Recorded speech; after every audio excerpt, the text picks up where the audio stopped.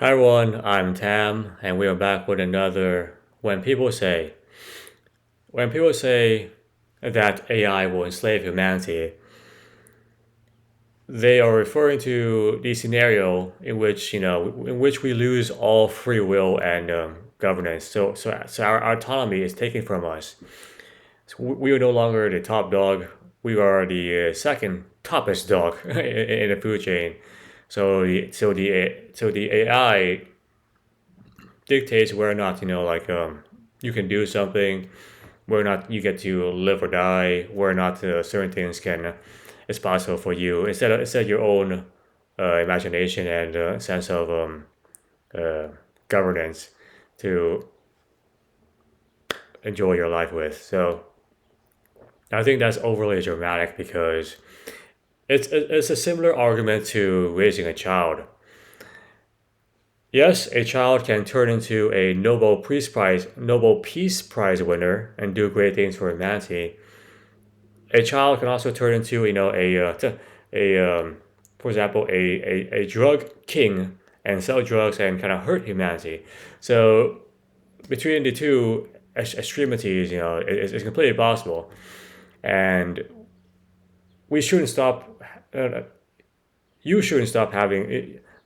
You shouldn't stop wanting to have children just because one of them may turn bad, may turn to may turn into may turn rogue on you or walk down a wrong direction and so on. That shouldn't stop you from having wanting to have children of your own, because one of them may turn toxic and kind of evil, so to speak. Similar to AI, we shouldn't stop you know, exploring it and using it to see how it can benefit humanity, because it definitely can and has. For example, AI is being used to uh, help detect cancerous cells in photos. Within the next couple of years, AI will be applied to robotics to help improve manufacturing and so on, and possibly have your own personal chef, at home, or some kind of like semi sentient, like a play pal for your children.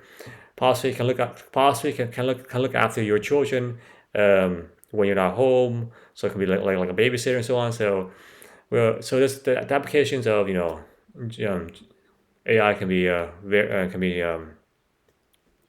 very widespread. So it's a huge payoff if you can do it, properly and without it's something backfire on you. So similar to raising a kid, you want to have, like, I guess, a guardrail, safe rails, so that the kid doesn't, like, fall into like a pit or something. Uh, um, whether or not it is his or her own fault.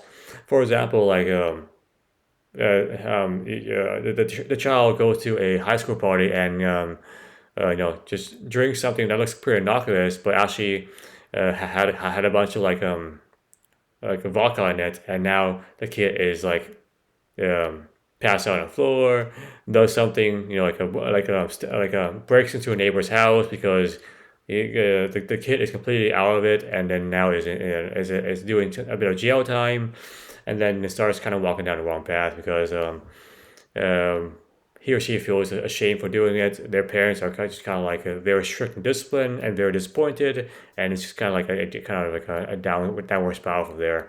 So not necessarily the child's fault. However, the scenario is kind of negative now.